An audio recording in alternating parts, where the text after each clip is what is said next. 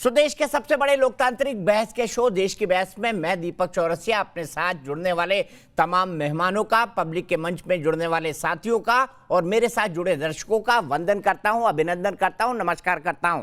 आप जानते हैं देश की बहस दुनिया का इकलौता लोकतांत्रिक बहस का शो है जो दर्शकों की राय के आधार पर चलता है। दर्शक ही तय करते हैं कि किस विषय पर बहस वो देखना चाहते हैं और पब्लिक के मंच के जरिए आप ही हमारी बहस में सीधे अपने घरों से जुड़कर बहस की दशा और दिशा बदलते हैं, उसे नई धार और रफ्तार देते हैं। आज आपने बहस का जो मुद्दा तय किया है वो बांग्लादेश में हिंदुओं के साथ हो रहे अत्याचार का है।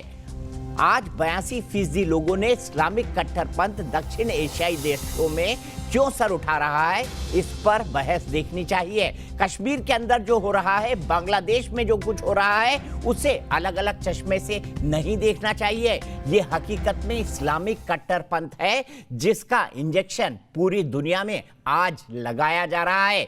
कुछ धार्मिक कट्टरपंथी ऐसा कर रहे हैं और आम जनता को भी बरगला रहे हैं। इसीलिए एक धार्मिक ग्रंथ के अपमान की अफवाह को लेकर ही कोलकाता में नहीं, माफ कीजिए, ढाका और उसके आसपास के जो इलाके हैं वहां पर, चाहे आप चिटगांव की बात कर ले, नोआखली की बात कर ले, इन तमाम इलाकों के अंदर दुर्गा पंडालों के अंदर जमकर तोड़फोड़ की गई। वहां पर हिंदू भाइयों को निशाना बनाया गया, उनका गला रेत दिया गया, उनकी मां बेटियों के साथ बलात्कार किया गया। वो भय के माहौल में जी रहे हैं। इस मामले को भारत ने बांग्लादेश के सामने उठाया है। बांग्लादेश ने भी कठोर कदम का आश्वासन दिया है। बांग्लादेश भी अपनी तरफ से कार्रवाई कर रहा है। लेकिन सवाल है कि मजहबी कट्टरता साउथ एशिया के अंदर कौन फैला रहा है? ये कौन लोग हैं जो मजहबी कट्टरता को इस इलाके में बढ़ावा दे रहे हैं? क्या कश्मीर में जो टारगेटेड किलिंग हो रही है और जो बांग्लादेश में हो रहा है, कहीं इनका संबंध तो नहीं? इन तमाम सवालों पर बात करेंगे। हमारे साथ कई सारे खास मेहमान जुड़ेंगे। पब्लिक के मंच में मेरे साथ 4 साथी जुड़ेंगे, उनका नाम बता दूं, उसके बाद मैं आपको दिखाऊंगा आज का अपडेट। अर्चना नोएडा से जुड़ेंगी, राजेश महदेले भोपाल से जुड़ेंगे, अमित अग्रवाल दिल्ली से जुड़ेंगे, अनुज अग्रवाल वाराणसी से जुड़ेंगे। लेकिन सबसे पहले देख लेते हैं आज का क्या है अपडेट इस इशू पर।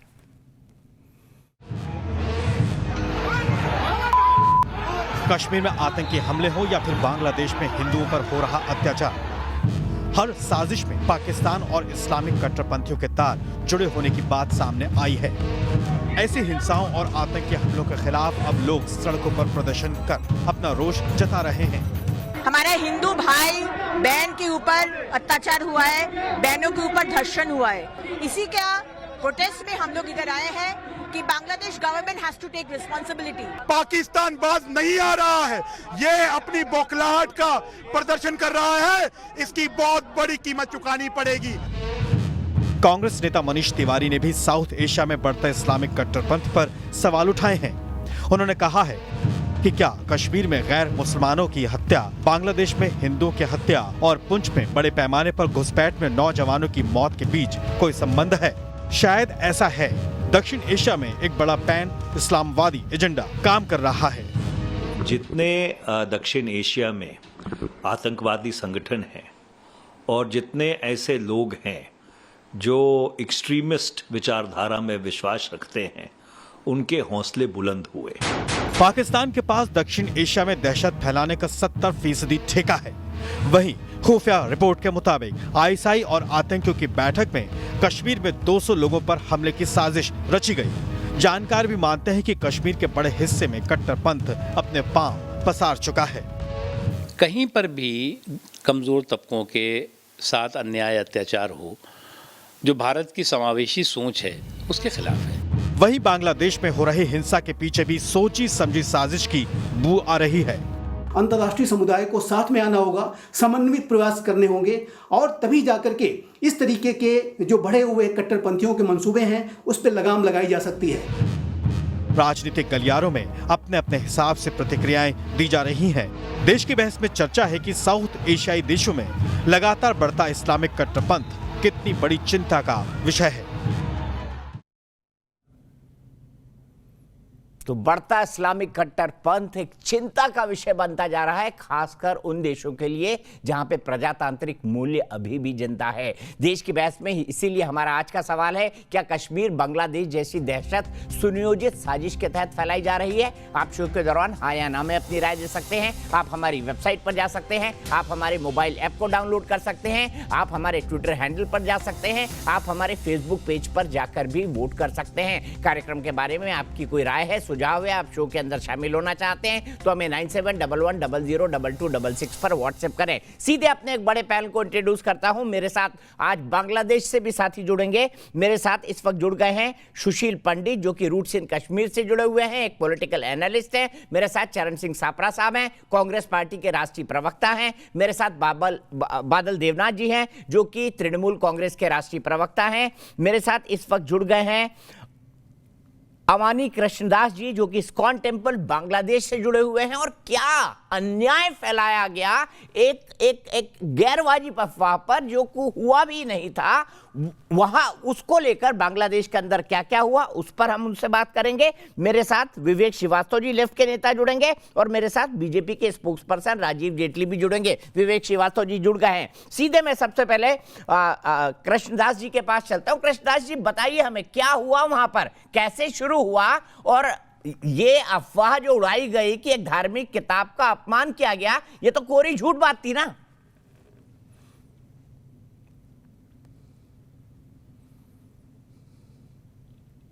इसके पहले भी बहुत सारे टाइम ऐसा बात आया, जो फेसबुक पर कुछ बात आया जो मुसलमान का बारे में, उनका मोहम्मद का बारे में, उनका किताब का बारे में झूठ बात बोला हिंदू लोग। असली कुछ नहीं बोला, उन लोग को देख के हिंदू को फंसाया। क्या हुआ इस्कॉन टेम्पल में, ये बताइए। और माताओं बहनों के साथ क्या हुआ, कैसे लोगों को वहां पर अत्याचार हुए उन पर, और कैसे मारा गया, दुर्गा पंडाल कैसे तोड़े गए? तो लास्ट फ्राइडे में हमारा इस्कॉन टेम्पल नोआखाली में लगभग 300 से 400 पीपल आके हमारा इस्कॉन टेम्पल में आके हमारा मूर्ति तोड़ा।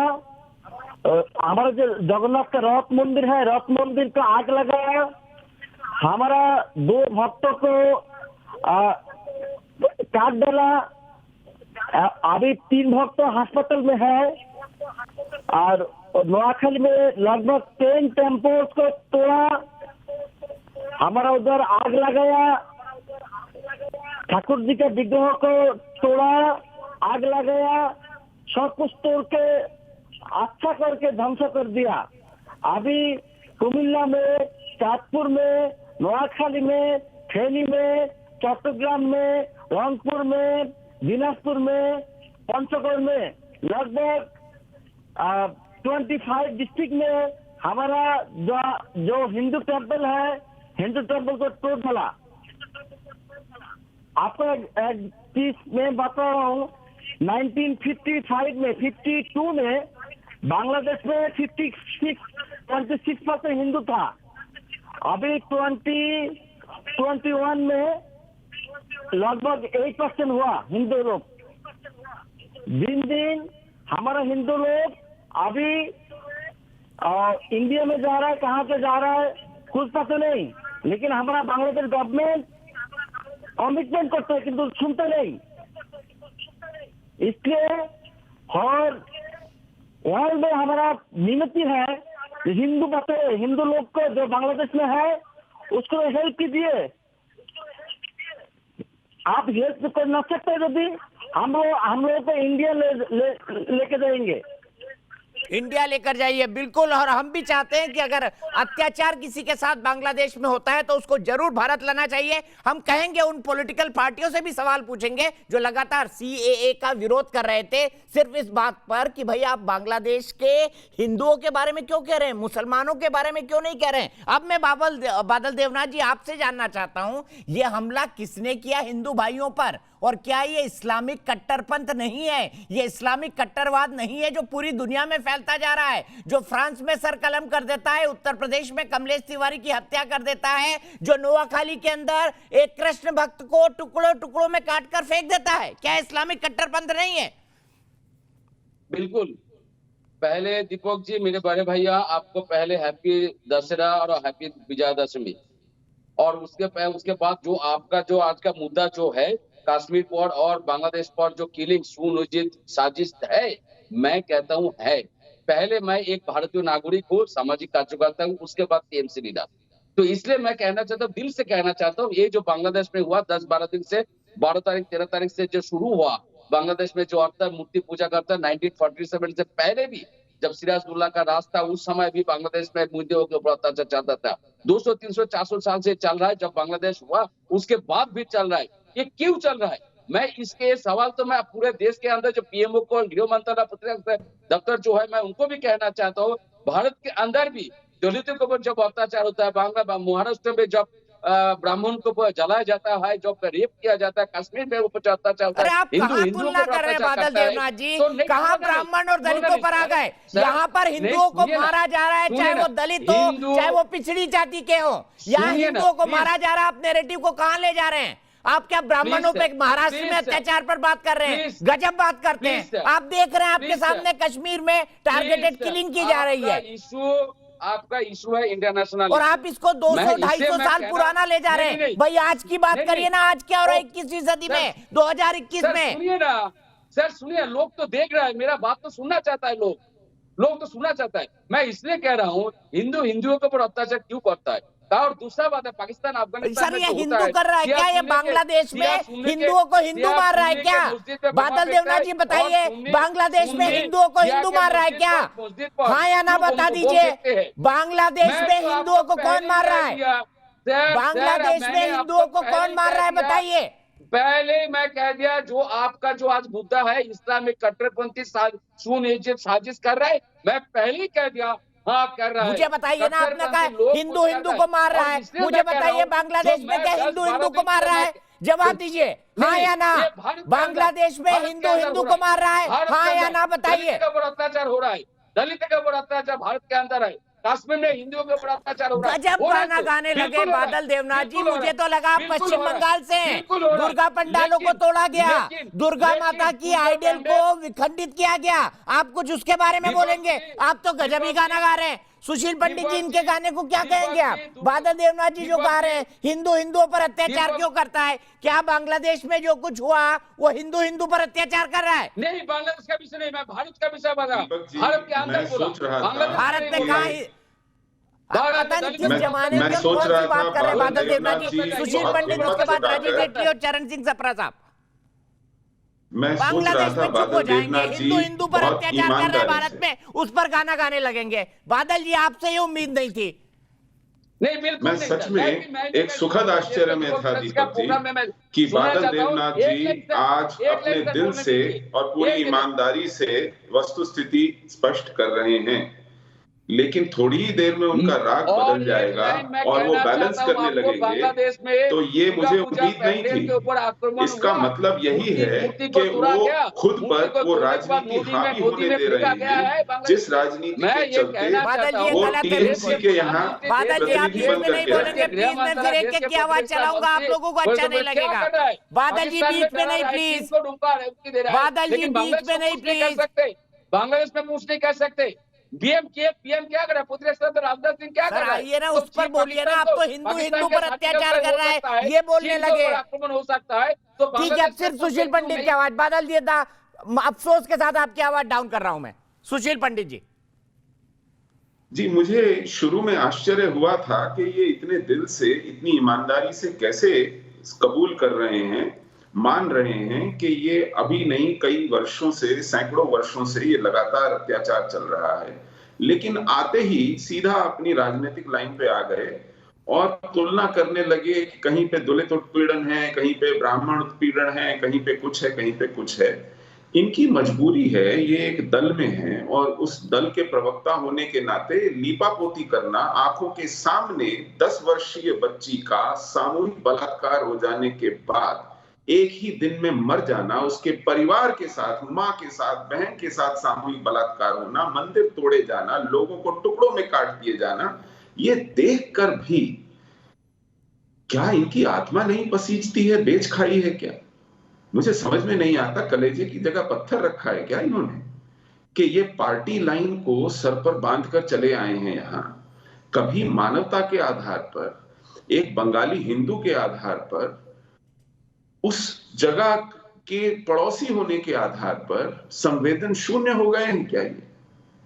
दूसरी बात, आपने बहुत सही प्रश्न उठाया, सीएए को मुद्दा बनाकर मैं किस तरह सुशील जी इस सवाल पर आऊंगा, मेरे पास डिस्कशन का बहुत टाइम बाकी है। मैं एक बार चाहता हूं सबसे बात कर लूं। मैं राजीव जेटली जी आपके पास जाऊंगा। सबसे चरण सिंह सप्रा साहब, मैं सीएए पर आऊं उससे पहले मैं आपसे जानना चाहूंगा, क्या आप भी बादल देवनाथ जी जैसे व्यू रखते हैं? और क्या आपको नहीं लगता कि ये विशुद्ध इस्लामिक कट्टरपंथ है जो जानबूझकर घर बना रहा है, खासतौर पर अफगानिस्तान में जो हुआ उसके बाद?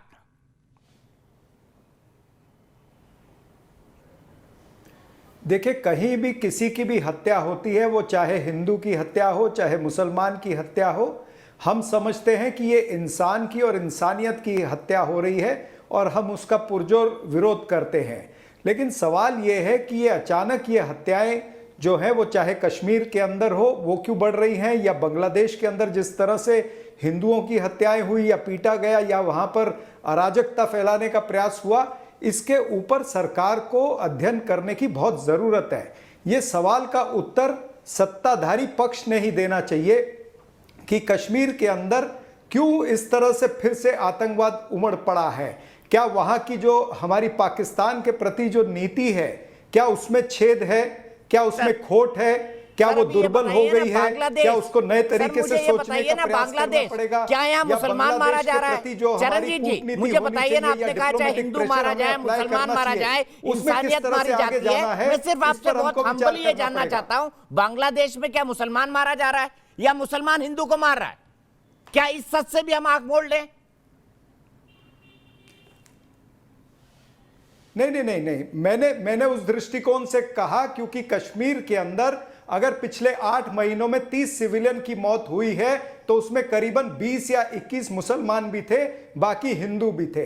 तो इसलिए मैंने कहा है, इसलिए मैंने इंसानियत की बात की है। हम इसका विरोध करते हैं, लेकिन ये जो सवाल है कि ये क्यों हत्याएं हो रही है या बांग्लादेश में हमारी कूटनीति किस तरह से प्रभावी होनी चाहिए या डिप्लोमेटिक प्रेशर किस तरह से क्रिएट करना चाहिए, ये सरकार को जवाब देना है, ये कोई विपक्ष तो जवाब देगा नहीं। तो यही सवाल जो है ये सरकार कटघरे में खड़ी है। आज हम देख रहे हैं कि सरकार का कोई प्रतिनिधि, चाहे वो अमित शाह है चाहे प्रधानमंत्री नरेंद्र मोदी है, ये सभी चुप्पी साधे हुए हैं। ठीक है, राजीव जेटली जी से जवाब लेते हैं। राजीव जेटली जी आप चुप हैं और सही खतरे को भाप नहीं पा रहे हैं, आप पर आरोप है चरणजीत जी का। से आगे बढ़ेगी।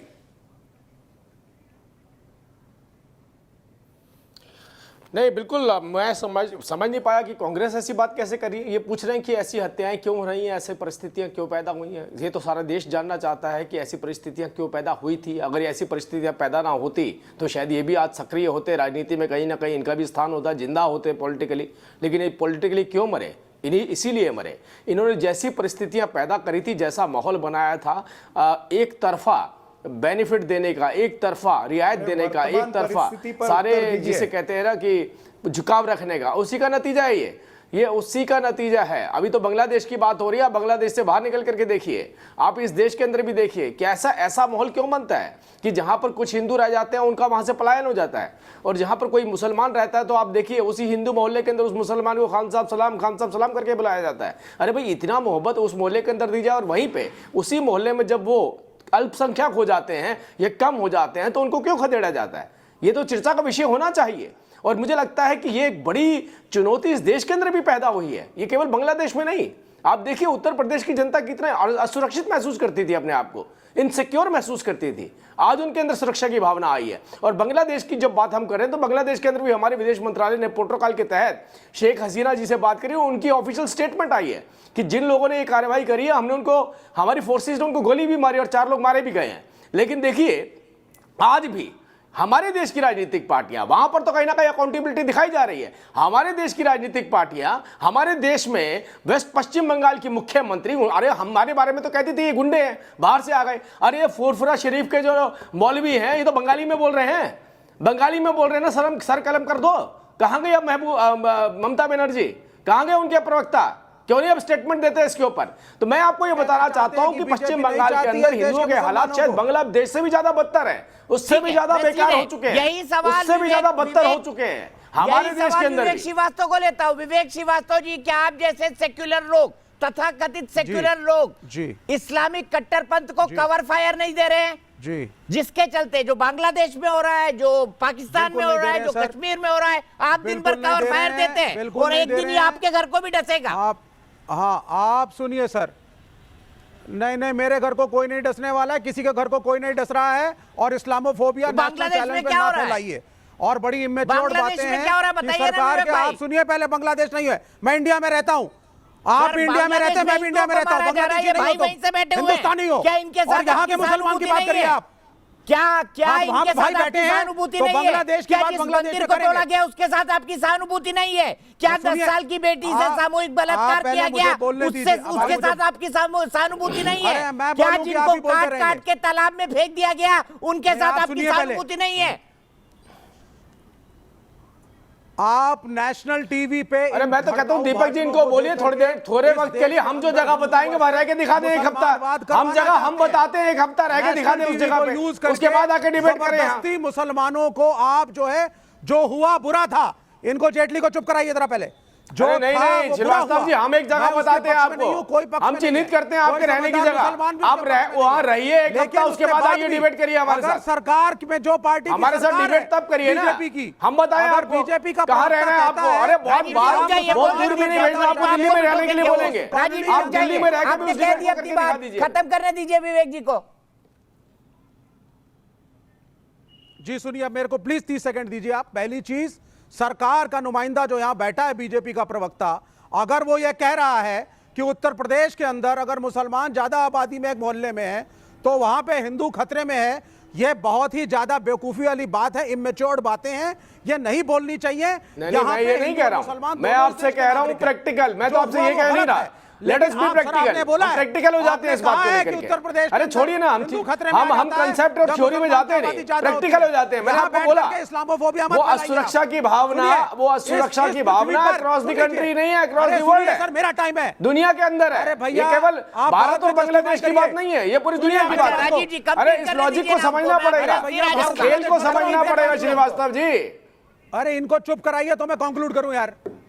सुनिए सर, आप सरकार के नुमाइंदे हैं, थोड़ा मैच्योरिटी से बोलिए, पहली बात। हाँ, मुझसे तो लड़ सकते हैं, जब मैं बताऊंगा वहां जाकर चुप करवा के दिखाइएगा, मुझसे तो लड़ सकते हैं। नागरिक है जितना मैं एक अपर कास्ट हिंदू हूं, तो आप जो है इस तरह का नैरेटिव ना बनाएं कि वो कोई बी ग्रेड सिटीजन है। समझदारी से बात करिए जरा आप, you represent the ruling party. दूसरी बात, पृथ्वी के ऊपर हम तो समझदारी से बात कर रहे हैं, आपके पास कोई समझदारी नहीं है, आपने आंखें बंद कर ली है। जितनी जोर से चिल्लाते थे आप और दूसरे सब्जेक्ट के ऊपर, आज आपके पास कोई कंटेंट नजर नहीं आ रहे। बाबरी मस्जिद तोड़ी हमने 1992 में, बाबरी मस्जिद तोड़ी 1990 में। कश्मीरी पंडितों के साथ जो हुआ गलत था, मैं उसके फेवर में नहीं हूं, लेकिन आपने भी जाकर ढांचे को सुप्रीम कोर्ट ने बोल दिया विवादित ढांचा, क्या मैसेज दिया आपने? बांग्लादेश में हिंदुओं को मारा जा रहा है, इसके लिए क्या 1992 में बाबरी मस्जिद टूटना जिम्मेदार है? विवेक श्रीवास्तव जी, मैं आपका ये मतलब निकाल रहा हूं कि 1992 में बाबरी मस्जिद को तोड़ा गया या तथाकथित ढांचे को तोड़ा गया, उसके चलते हिंदुओं को आज मारा जा रहा है बांग्लादेश में। ये कह रहे हैं क्या आप? बताइए ना, अगर ये कह रहे हैं तो। बिल्कुल नहीं, गजब के तर्क निकाल के लाते हैं आप। मैं ये नहीं कह रहा हूं, बिल्कुल नहीं कह रहा मैं ये। तो कहना क्या चाहते हैं? शब्दों को ना डालें। तो क्या पैरेलल ड्रॉ कर रहे हैं? तो क्या समानांतर खींचना चाहते हैं विवेक श्रीवास्तव जी? धर्म व्यक्तिगत जीवन में मैं रखिए। सिर्फ ये कह रहा हूं कि आप जैसे लोग इस्लामिक कट्टरपंथ को कवर फायर देते हैं, आप जैसे लोग इस्लामिक कट्टरपंथ को कवर फायर देते हैं, मेरा आरोप है आप पर। एक एंकर के तौर पर मैं आप पे आरोप लगा रहा हूं कि आप जैसे लोग इस्लामिक कट्टरपंथ को कवर फायर देते हैं। आप एक नैरेटिव ना बनाएं कि यहाँ का मुसलमान आतंकवादी है। पूरी दुनिया का नैरेटिव है, किसको सिखाएंगे आप जाके? रहा हिंदू मेजॉरिटी के साथ रहा। अच्छा ठीक है, रुकिए, एक दर्शक की बात देखिए सुन लेते हैं। साहब, अर्चना जी इजराइल भी नोएडा गलत से है। मेरी एक दर्शक जुड़ गई है। अर्चना जी बताइए, क्या आपको नहीं लगता ढाका के आसपास जो कुछ हुआ बांग्लादेश में वो इस्लामिक कट्टरपंथ का एक चेहरा है?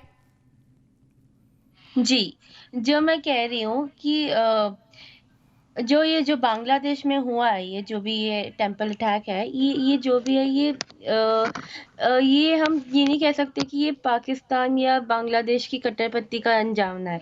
हम ये कह सकते हैं कि बस ये जो नॉन लोकल्स हैं या ये जो नॉन लोकल्स का जो ये चल रहा है, इन सब के वजह से ये अरे हुआ मैडम, है। जिनको मारा वो सब लोकल है। अर्चना जी आप समझ नहीं पा रही है मेरी बात को। जिनको मारा गया वो सब लोकल्स हैं, वहीं के रहने वाले हैं, सब बांग्लादेशी हैं। चलिए मैं आगे चलता हूं। आगे चल के मैं सीधे सुशील पंडित जी को चलता हूं। सुशील पंडित जी, ये कवर फायर देना कब तक चलता रहेगा? ये आदत से मजबूर हैं। ये फुरफुरा शरीफ के उसी अब्बास सिद्दीकी के साथ बैठ के चुनाव लड़ चुके हैं। ये लोग बड़ा कम्युनल छोटा कम्युनल जैसा, बड़ा ईवल छोटा ईवल जैसा फर्क करके तराजू में तोलते हैं हर ट्रेजेडी को, और उसके बाद अपना राजनीतिक नफा नुकसान देख करके मुंह खोलते हैं। ये इनकी आदत है। और इसीलिए आज उस बंगाल में जहां इन्होंने 3 दशक से ज्यादा राज किया, एक भी एमएलए नहीं बचा है। 0 एमएलए हैं इस लेफ्ट के और इसी कांग्रेस के, क्योंकि इन्होंने सामूहिक आत्महत्या की है उस बड़े कम्युनल को रोकने के लिए। ये बड़ा कम्युनल छोटा कम्युनल, बड़ा ईवल छोटा ईवल, ये सिद्धांत इनको इनके बड़े बुजुर्ग पढ़ा गए हैं, और इसी को रटते रटते आज ये अपनी आंखें नीचे हुए बैठे हैं। ये अपनी आत्मा पर पत्थर बांधे बैठे हैं। इनको किसी का दुख दिखाई नहीं पड़ता, उस बच्ची की चित्कार सुनाई नहीं पड़ती, उस परिवार की बदहाली दिखाई नहीं पड़ती जहां हर एक के साथ सामूहिक बलात्कार हुआ है। भगवान न करे इनके ठीक है, परिवार मैं बादल के साथ देवनाथ कभी जी ऐसी के पास त्रासदी चलता हूं, जिनकी तरफ आपने अभी इशारा किया। बादल देवनाथ जी, मुझे बताइए, ये कौन लोग हैं जो फ्रांस में एक टीचर का, एक प्रोफेसर का सर कलम कर देते हैं अफवाह के आधार पर? ये कौन लोग हैं जो अफवाह के आधार पर किसी का भी गर्दन रेतने के लिए चले जाते हैं? ये कौन लोग हैं जो एक अफवाह के आधार पर छोटी बच्ची का बलात्कार भी करते हैं, उसके घर वालों को जान से भी मार देते हैं? और ये कौन लोग हैं जो आदमी के हाथ पांव काटकर नोआ खली की तरफ तालाब में फेंक देते हैं? ये कौन लोग हैं भाई, मुझे बताइए। तो आप बता दीजिए अपने स्पेशलाइजेशन से, आप बता दीजिए, दलित है, ब्राह्मण है, कौन है, बता दीजिए ना। मैं आपको खुलेआम एक नेशनल चैनल पर मैं कह रहा हूं, जो लोग एक कट्टरपंथी, आपका जो मुद्दा है इस्लामिक कट्टरपंथी, ये जो साउथ एशिया, सुनिए ना भाई, ब्रदर सुनिए ना, जो एशिया में, साउथ एशिया में जो लोग कट्टरपंथी इस्लामिक विचारधारा जो रखते हैं, जो लोग अत्याचार करते, जो लोग छोटे छोटे बच्चे को रेप करते, कौन है? पूरा दुनिया जानते हैं। मुझे बोलने का कोई जरूरत नहीं है। तो आपका तो मुद्दा नाम तो लो यार, इस्लामिक कट्टरपंथी ये सब करते हैं। लेकिन मैं ये कहना चाहता हूँ, जो सिया के मस्जिद पे सुन्नी लोग जो बम फेंकते हैं, सुन्नी के मस्जिद पर सिया लोग जो बम फेंकते हैं, दूसरे देशों में तो ये सब बहुत चलता है। मैं कहता हूँ क्यों होता है? मैं कट्टरपंथी इस्लाम का एक तरीका है। बादल देवनाथ जी, जो सिया सुन्नी मारते हैं, जो सुन्नी सिया को मारते हैं, वो भी कट्टरपंथी इस्लाम है, वो भी कट्टरपंथी इस्लाम है। आपको नहीं पता? आपके साथ मैं सहमत हूँ। मैं झूठ नहीं बोलूंगा। क्यों झूठ बोलूंगा? मैं तो देश का नागरिक हूँ। जो बांग्लादेश पर अत्याचार हुआ मैं पालन करूंगा। लेकिन जो लोग पलायन कर रहे हैं, देश के प्रधानमंत्री, देश के जो प्रशासन में जो लोग है, वो लोग क्यों, जो लोग बार बार कहते हैं आरएसएस पूरे विश्व में सबसे बड़ा संगठन है, भाजपा पूरे विश्व में सबसे बड़ा संगठन है, आज क्यों वो लोग पलायन कर रहे हैं? मैं तो खुलेआम कह रहा हूँ, दिल सिरा ठोक के मैं कह रहा हूँ, बांग्लादेश में हिंदुओं पर अत्याचार हो रहा है। मैं 10 दिन 12 दिन से मैं हर जगह पर मैं बोल रहा हूँ, क्यों अत्याचार, क्यों दुर्गा मूर्ति को मैं तोड़ के वो नदी में फेंक दिया जा रहा है? क्यों हो रहा है ऐसा बांग्लादेश? बार एक दिन नहीं, 300 साल 400 साल से हो रहा है। जब बांग्लादेश नहीं था, पूर्व पाकिस्तान नहीं था, तब से वहां पर हो रहा है। क्यों हिंदू के ऊपर अत्याचार होगा? मैं इसलिए तो मैं कह रहा हूँ, हिंदुओं के ऊपर अत्याचार क्यों होगा, और इस्लामिक संगठन को हिंदुओं के ऊपर अत्याचार क्यों करेगा? यही तो मेरा मतलब अभी भी आप बोल रहे हैं इस्लामिक कट्टरपंथ है, इसी की वजह से हो रहा है, लेकिन साथ में ये भी गिना रहे हैं कि ये तो 400-500 साल से हो रहा है। 400-500 साल से हिंदुओं को मारा जा रहा है, यही कह रहे हैं ना आप यही कह रहे हैं ना 400-500। राजीव जेटली जी सब कह दिया इन्होंने, ये भी बोल दिया कि 400-500 साल से हो रहा है। फिर मैं चरणजीत जी के पास चलता हूँ। ना मुसलमान होता है, जो दंगा करते हैं ना हिंदू होता है ना मुसलमान होता है, वो जोंगी है, सब जानते हैं और पूरा विश्व भी जानता है। हिंदुओं के ऊपर कौन अत्याचार किया पूरा विश्व भी जानता है, आप भी जानते हैं, मैं भी जानता हूँ। और मैं ये कहना चाहता हूँ उनके ऊपर कड़ी कार्रवाई सिर्फ बांग्लादेश नहीं भारत से भी किया जाना चाहिए। और वहां पर भी बांग्लादेश के शेख हसीना सिर्फ एक जो शायद ने बताया अभी बताया किसकन से एक शायद ने बता के चला गया, क्या चला गया, जब बांग्लादेश के प्रधानमंत्री वादा करते लेकिन निभाता नहीं है, क्यों? तो वहां पर जब अत्याचार भारत तरह से शुरू हुआ वहां पर मिलिट्री क्यों उतरने गया? क्यों? ठीक है, अब सुन लीजिए राजीव जेटली जी की बात सुन लीजिए। वो कह तो रहे हैं कि भाई ये इस्लामिक कट्टरपंथ है, पर बांग्लादेश में 300-400 साल से होता रहा है, वो ये भी कह रहे हैं। जब बांग्लादेश नहीं था तब से होता है। वहां अरे जब माझी ही नाव डुबाए तो उसे कौन बचाए। वहाँ कम से कम नाव डूबने को बचाने के लिए तो हम बात कर सकते हैं। हमारा विदेश मंत्रालय उनको आड़े हाथों ले सकता है, हम प्रेशर बना सकते हैं। अरे आपके प्रदेश में क्या करें? आपके प्रदेश में किस पर प्रेशर बनाए बताइए। आपके प्रदेश में पश्चिम बंगाल में कौन सा ऐसी एजेंसी है जो जाकर इन्वेस्टिगेशन कर सकती है? पश्चिम बंगाल में क्या सेंट्रल फोर्सेस सुरक्षित हैं? आप आम जनता की बात कर रहे हैं। हमें तो ये खतरा है कि आप पश्चिम बंगाल में हम बांग्लादेश में तो हमारी विदेश मंत्रालय सक्षम है उसे हैंडल करने में डिप्लोमेटिक लेवल पे। मैंने विवेक जी को रोका, आपको भी रोकूंगा, राजीव जेटली बोलेंगे उनको भी रोकूंगा। आशुतोष जी भी जुड़ गए। राजीव जी बात कही अपनी, मेरे साथ आशुतोष जी भी जुड़ गए। मैं तो एक ही देखिए ऐसा लग रहा है डिबेट के अंदर जैसे कि जो जिन लोगों ने मारा वो हिंदू थे। अभी भी ऐसा लग रहा है, जिस तरीके से जस्टिफाई करने की कोशिश कर रहे हैं, डिफेंड करने की कोशिश कर रहे हैं। मैं कह रहा हूं कि हम बांग्लादेश में हमें एक उम्मीद है, हमें एक उम्मीद है। देश के अंदर जब प्रशासन में आप लोग है, आप लोग पलायन कर रहे हैं। अब ये आप लोगों का काम है बांग्लादेश के ऊपर हिंदुओं को बचाना, आप लोगों का काम है, लेकिन आप लोग ये नहीं कर रहे। आप मुद्दे को आप लोग घुमाने का कोशिश कर रहे, जैसे कोरोना काल में किया 2014 से 2000 देश को तो बर्बाद करके आप लोग 1000 रुपया तो 1000 रुपया गैस है। अच्छा चलो आप बताइए हमें, आप बताइए अगर ऐसे हालात, सुनिए अरे आपसे राय ले रहा हूं मैं, आपसे राय ले रहा हूं, राय तो दे दीजिए एक मिनट। अरे राय तो दे दीजिए। अरे मेरी बात सुनिए यार, ऐसे कोई तरीका नहीं। मैं आपसे सजेशन मांग रहा हूँ, सजेशन मांग रहा हूँ, सजेशन। बादल दा ये ठीक नहीं है, बादल दा ये ठीक नहीं है, प्लीज ये ठीक नहीं है। आप लोग आराम से अपनी बात करिए ना, मैं आपसे एक सजेशन मांग रहा हूं, मौका देता हूं, एक आध क्रॉस क्वेश्चन पूछ लेता हूं बस। राजीव जेटली जी कंक्लूड करिए। बादल दा मैं आपसे सजेशन मांग रहा हूं, आप कोई हमारी सरकार को सजेशन देना चाहते हैं कि फुरफुरा शरीफ के जो मौलवी हैं उनके साथ किस तरीके की कार्रवाई होनी चाहिए? क्या देंगे सजेशन? उनके ऊपर कड़ी कार्रवाई होनी चाहिए, एफआईआर दर्ज होनी चाहिए, जेल में डाल देना चाहिए क्या? एक सेकंड, नहीं, मैं आपसे सजेशन मांग रहा हूँ। आप हाँ या ना भी बोल सकते हैं, आप हाँ या ना भी बोल सकते हैं। क्या आप बोलेंगे जिस तरीके से मालदा के अंदर माइनॉरिटी के ऊपर अटैक होता है उन लोगों के खिलाफ कड़ी से कड़ी कार्रवाई करनी चाहिए, जैसे बांग्लादेश में उम्मीद कर रहे हैं, जैसे बांग्लादेश में उम्मीद कर रहे हैं कि आप बोलेंगे पश्चिम बंगाल में भी ऐसी कार्रवाई होनी चाहिए? अरे यार सजेशन तो दे दीजिए। मैं डिबेट कर नहीं रहा आपसे, मैं तो आपसे बहस कर नहीं रहा, मैं तो आपकी राय लेना चाह रहा हूं। अरे सुनिए ना, ये का तरीका नहीं है। यही वजह है जो लोग पलायन करते हैं, क्योंकि आप लोगों को ना, आप लोगों को टीवी पे बिठा देते हैं उनको बचाने के लिए आपकी राजनीतिक पार्टियां, और पीछे जो है आपकी आड़ में जो पीछे काम किए जाते हैं वो काम मेरे साथ अभय दुबे जी कांग्रेस से जुड़ गए। लेकिन सबसे पहले मैं चलूंगा राधा रमनदास जी के पास, वाइस प्रेसिडेंट है इस्कॉन टेम्पल के प्रवक्ता हैं अंतर्राष्ट्रीय। मैं आपसे जानना चाहूंगा राधा जी, क्या क्या हुआ वहां पर, आप बता सकते हैं? और सिर्फ अफवाह के चलते इतनी बड़ी बात हो गई या साजिशन किया गया, जानबूझकर अफवाह उड़ाई गई? आपको क्या लगता है?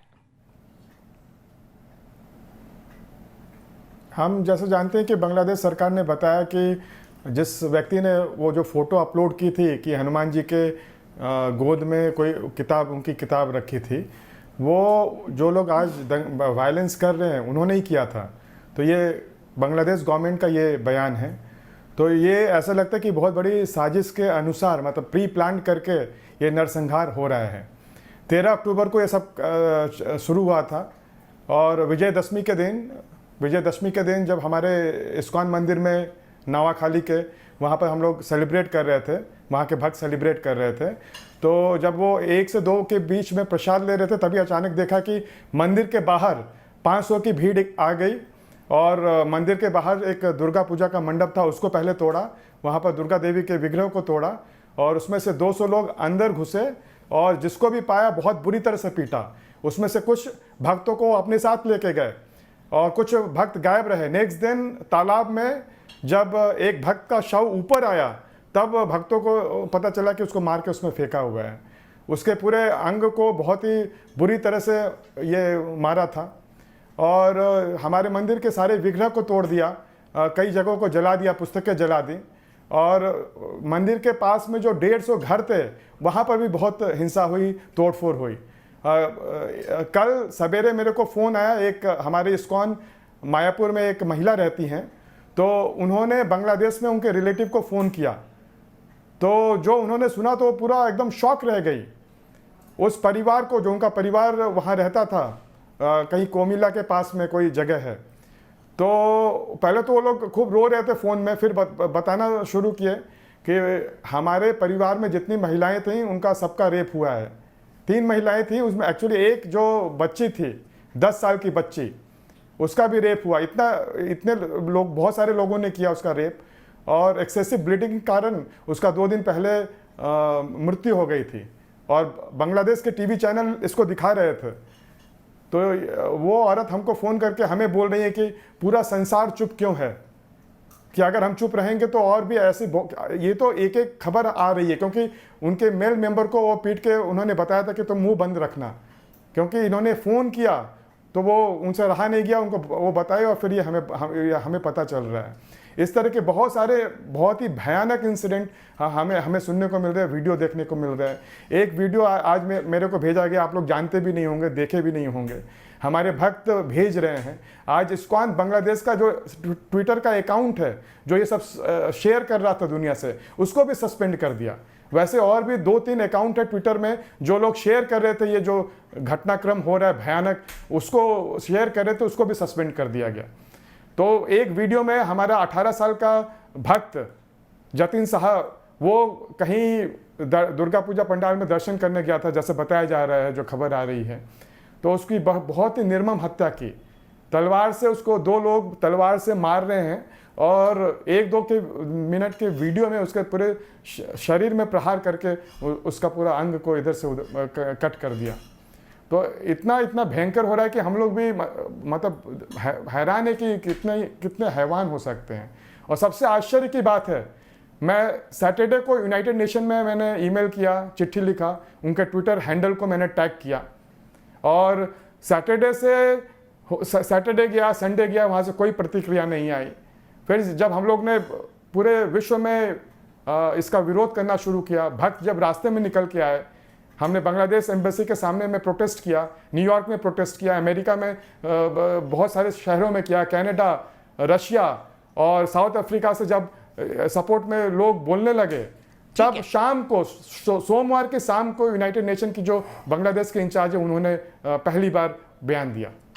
विवेक श्रीवास्तव जी अभी भी कवर फायर देंगे? इस तरह का मतलब हमको आश्चर्य होता है। जी अभी भी कवर फायर देंगे कि बड़े इनोसेंट लोग थे जो मार रहे थे? जो मार रहे हैं बांग्लादेश सरकार खुद कह रही है कि फोटो भी उन्होंने फैलाई है, अफवाह भी उन्होंने उड़ाई है, लेकिन आप कवर फायर दे रहे हैं यहाँ पर। मेरी बात सुने, मैं सिर्फ इतना कहना चाहता हूं, गिल्टी को पनिश जरूर करिए, लेकिन गिल्टी के नाम पे आप जो है हिंदुस्तान में बैठे मुसलमानों को टारगेट ना करें। वहां जो गिल्टी एक दूसरे देश में, पकड़िए, लटका दीजिए उसको, डालिए जेल में उन मुसलमानों को, ट्रेस करिए एक एक मुसलमान को। कौन रोक रहा है? कोई नहीं रोक रहा। हिंदुस्तान का मुसलमान भी आपके साथ है और बांग्लादेश का समझदार मुसलमान भी आपके साथ है। लेकिन अगर आप एक इंसिडेंस को लेकर के एक स्पेसिफिक रिलीजन को, एक कम्युनिटी को टारगेट करके हिंदुस्तान जैसे मल्टीकल्चरल, आप इस तरह का नैरेटिव अगर आप फैलाएंगे तो यहाँ तो दंगे फैल जाएंगे। यहाँ तो एक इनोसेंट मुस्लिम कहीं घूम रहा होगा, कल एक मनचला हिंदू उसी को लपेट दे, कौन रिस्पॉन्सिबल होगा? इस देश में लॉ एंड ऑर्डर को बचाना है कि नहीं बचाना है? क्या चाहते हैं आप लोग कि दंगा हो? इतनी भी कवर फायर मत दीजिए। आज इस रात में देश सो नहीं में पाएंगे, मुसलमानों की चिंता है, मैं कवर फायर नहीं दे रहा। पाएंगे रात में। यहाँ पे जो बातें आप लोग कर रहे हैं ये सेंसिटिव है। इस देश के अंदर 15% मुसलमान है।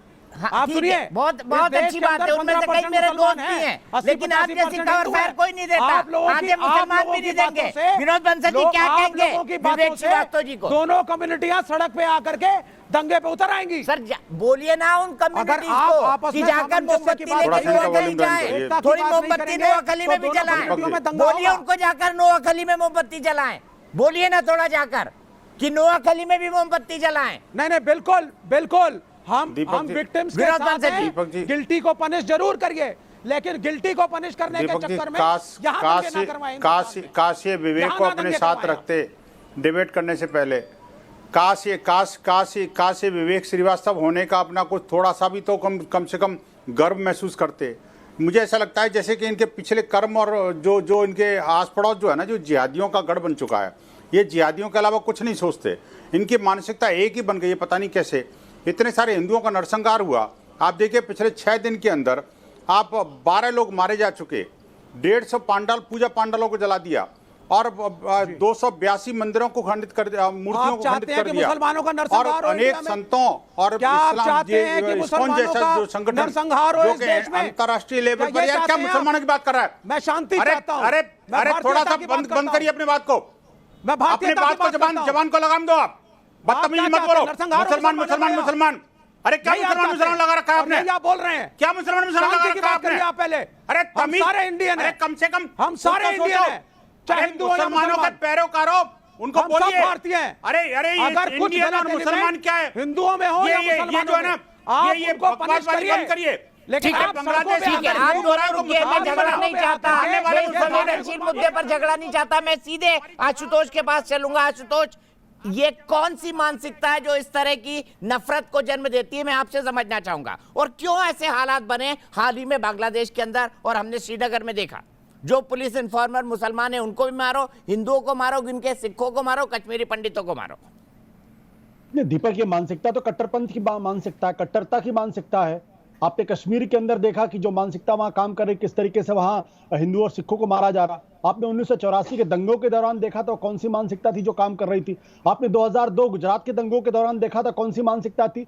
तो जब कट्टरता की मानसिकता होगी तो इस तरीके की हरकतें होंगी, और इसलिए कट्टरता किसी भी धर्म की हो, चाहे वो हिंदू धर्म की हो, चाहे मुसलमान की हो, चाहे ईसाई की हो, चाहे सिख की हो, चाहे किसी की हो, अगर उसके साथ सरकारें अगर मजबूती के साथ नहीं निपटेंगी।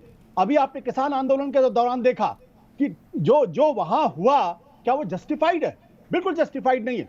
हमें इस पूरे घटनाक्रम के ऊपर 3 चीजें करनी चाहिए। पहली बात, भारत सरकार को, चूंकि भारत सरकार इस वक्त कमजोर सरकार नहीं है, नरेंद्र मोदी के नेतृत्व में मजबूत सरकार है, उनको फौरन बांग्लादेश की सरकार के ऊपर दबाव डालना चाहिए, और इन एज मेनी वर्ड्स, 2 टूक शब्दों में कहना चाहिए, अगर इस तरीके से वहां के अल्पसंख्यकों पर हिंसा जारी रही और इस तरीके से हिंसा हुई तो भारत बांग्लादेश के साथ अपने संबंध भी तोड़ सकता है। अगर इस भाषा में अगर जवाब नहीं देगा भारत सरकार तो इस तरीके की हिंसा पर रोक नहीं लगेगी। दूसरी चीज, जो घटनाक्रम वहां पे हुआ है, उस घटनाक्रम का एक दूसरा पहलू भी है कि वहां पे बड़ी संख्या में जो बहुसंख्यक तबका है उसने प्रोटेस्ट किया, सड़कों के ऊपर आकर अल्पसंख्यक हिंदुओं के साथ खड़े होकर शाहबाग स्क्वायर में गए हैं, और वहां की सरकार, वहां के प्रधानमंत्री ने फौरन कहा है कि इस तरीके की हरकतें कतई बर्दाश्त नहीं होंगी, क्योंकि हमने एक सेकुलर बांग्लादेश का सपना देखा है और ऐसा लगता है वो सपना आज खंडित हो रहा है। तो ये संदेश देना भी बहुत जरूरी है। अगर ये संदेश नहीं जाएगा, और ये संदेश और मजबूत होना चाहिए कि भारत सरकार को खालिदा जिया से, जो अवामी लीग के नेता हैं, उनसे फौरन बात करनी चाहिए, 2 टूक शब्दों में बात करनी चाहिए। तो तीसरी बात, मुझे लगता है कि इस देश के अंदर एक बड़ा तबका है जो हर मामले को सांप्रदायिक करने की कोशिश करता है, हर मामले को सांप्रदायिक करने की कोशिश करता है, हर मामले को हिंदू बनाना चाहते हैं। ऐसे लोगों के खिलाफ वो कम्युनल सरकार है, सेकुलर सरकार नहीं है। किसी ने कह दिया सेकुलर सरकार है आपको? ठीक है, मैं एक मिनट अभय दुबे जी के पास आऊंगा, विनोद जी फिर मैं आपके पास आऊंगा। अभय दुबे जी, क्या होना चाहिए आपके हिसाब से भारत सरकार का कदम इस पूरे मामले में? दीपक जी, अभी मैं राधा रमन दास जी को सुन रहा था इस्कॉन टेम्पल से, और मैंने उनका वीडियो खुद भी ट्वीट किया। शनिवार को सिर्फ उन्होंने यूनाइटेड नेशंस को ही गुजारिश नहीं की, इस देश के प्रधानमंत्री से भी दरख्वास्त की थी, क्योंकि आईने सलीश केंद्र जो बांग्लादेश का है उसने रिपोर्ट जारी की है हाल ही में कि बीते 7-8 वर्षों में 3271 जघन्य अपराध बांग्लादेश में रह रहे हिंदू समुदाय के ऊपर हुए हैं। भारत के प्रधानमंत्री को नहीं चाहिए था? अगर यूनाइटेड नेशंस की प्रतिनिधि मियां सेप्पो रिएक्ट कर सकती तो भारत के प्रधानमंत्री को नहीं करना चाहिए था? अभी प्रधानमंत्री जी मार्च में जब बांग्लादेश गए थे तब भी उनकी यात्रा के तुरंत बाद पूर्वी बांग्लादेश में जघन्य अपराध हिंदुओं के साथ हुए। इस चीज को रोकने का दायित्व प्रधानमंत्री जी का है। बात रही कश्मीर की, तो कश्मीर की परिस्थिति से भी वो अवगत है। माखनलाल बिंद्रू जो 1990 के दशक में भी श्रीनगर छोड़कर नहीं गए, उनकी जघन्य हत्या कर दी गई, शिक्षक की हत्या कर दी गई, राजा और रजनीश जो बिहार के हैं उनकी हत्या कर दी गई। और ये वही दौर है जब 19 जनवरी 1990 में केंद्र में भाजपा की साझा सरकार थी और जगमोहन गवर्नर थे। नोटिस चस्पा कर दिए गए कि कश्मीरी पंडित और सिख खाली कर दे, नहीं तो कत्लेआम होगा, और कत्लेआम हुआ। और वो दोहराया गया फिर 2003 में। नदी मार्ग शोपिया का गांव था, हिंदू बाहुल्य गांव। चिनार के वृक्ष के नीचे 23 मार्च 2003 को पूरे गांव को इकट्ठा करके 2 वर्ष के मासूम बच्चे से 70 वर्ष तक की बूढ़ी माता को गोली मार दी गई। मैं दीपक जी बड़ी गंभीर बात कर रहा हूं। आपने चूंकि बहुत अच्छा मुद्दा उठाया है कि ये पूरा का जो साउथ एशिया के देश हैं, इसमें हमको इस आतंकवाद को गंभीरता से समझना होगा। देखिए, चीन के प्रभाव को आप नकार नहीं सकते। जो अफगानिस्तान में हुआ है वो स्वरूप आपको दिखाई दे रहा है। अब का जो कश्मीर की जो हत्याएं हैं वो हूबहू वही पैटर्न है जो अफगान में ऑपरेट करने वाले लोग करते हैं। मैं आपकी बात से बिल्कुल अभय जी एग्री करता हूं और मैं राजीव जेटली जी से यही सवाल पूछता हूं कि क्या भारत सरकार ने माकूल कदम सही वक्त पर नहीं उठाया? क्यों इस कौन से टेंपल के साथ नहीं खड़े हो गए उसी दिन 13 तारीख को? मैं एक आग्रह करूंगा, अभय दुबे जी हो सकता है आज पार्टी से कुछ पूछ के नहीं है, अगर इसी तरीके की चर्चा करेंगे तो हमें सुनना भी अच्छा लगेगा। आप पार्टी से मत बात करके आया करिए कि हमें क्या लेनी है। अपने दिल से जब बात करेंगे तो आपको वो बात निकलेगी आपके मुंह से जो भारतीय जनता पार्टी कहती हुई आ रही है। पहली बार ऐसा लग रहा है कि आप रियल बात कर रहे हैं। आपको एहसास है किस तरीके से कत्लेआम हो रहा है, किस तरीके से माइनॉरिटीज़ को दबाया जा रहा है उन जगहों पर जहाँ पर मेजोरिटी हिंदू नहीं है। ये आपको एहसास हो रहा है। यही एहसास आपकी पार्टी को भी होना चाहिए, यही एहसास राहुल गांधी जी को भी होना चाहिए, जिन्होंने लश्कर तैयबा को तो बताया कि इससे बड़ा खतरा हमारे लिए हिंदू संगठन है। मैंने आपको आज पहली बार मैंने आपका, देखिए मैं आपको, आप बोल रहे थे, आप बोल रहे थे, इट वाज मेस्मराइजिंग। मैं उसका आपको सुन के मुझे अच्छा लग रहा था। मैं आपकी तारीफ कर रहा हूं इस बात के लिए। आपको तारीफ पसंद नहीं है, आपको ऐसा लगता है कि आप दिल की बात कहेंगे तो पार्टी मुझे नुकसान देगी। आपको ऐसा लगता है मैं प्रधानमंत्री जी सिर्फ मन की बात कर रहे हैं जेटली साहब, वो हिंदुस्तान के दिल की बात नहीं सुन रहे, ये तकलीफ है। कभी भारतीय बनकर आप बात करेंगे तो आपकी बात अच्छी भी लगेगी। हाँ, बिल्कुल, मैं तो 100% सारे भारतीय अच्छा लग रहा था जब आप बोल रहे थे। अभी विश्वास कीजिए, अभी राधा ब्रेक के लिए रुकना है। बातचीत को हम जारी रखेंगे। राजू भाई, बातचीत को हम जारी रखेंगे। राजेश मेहदेले मेरे एक दर्शक भोपाल से जुड़ गए। राजेश, क्या कहेंगे बांग्लादेश में जो हुआ उस पर? मैं कहना चाहूंगा कि ये बहुत ही जघन्य और गलत कार्य हुआ है और ये विकृत मानसिकता का प्रतीक है और इस पर तुरंत रोक लगनी चाहिए। और हिंदुस्तान के प्रधानमंत्री को इनको सीधे सीधे कहना चाहिए कि आपकी सारी सहायता, सारी मदद और सारा जो संबंध है वो हम आपसे खत्म करने का कर लेंगे और पूरे विश्व समुदाय को इसको रोकने का प्रयास करने के लिए इसी प्रकार से बांग्लादेश को कहना चाहिए और बांग्लादेश पर दबाव बनाना चाहिए। ठीक है, दबाव बनाना चाहिए और भारत को इस दबाव बनाने में सबसे आगे रहना चाहिए, यही मेरा भी मानना है। फिलहाल एक ब्रेक के लिए रुकेंगे, लेकिन ब्रेक के बाद भी चर्चा लगातार जारी है।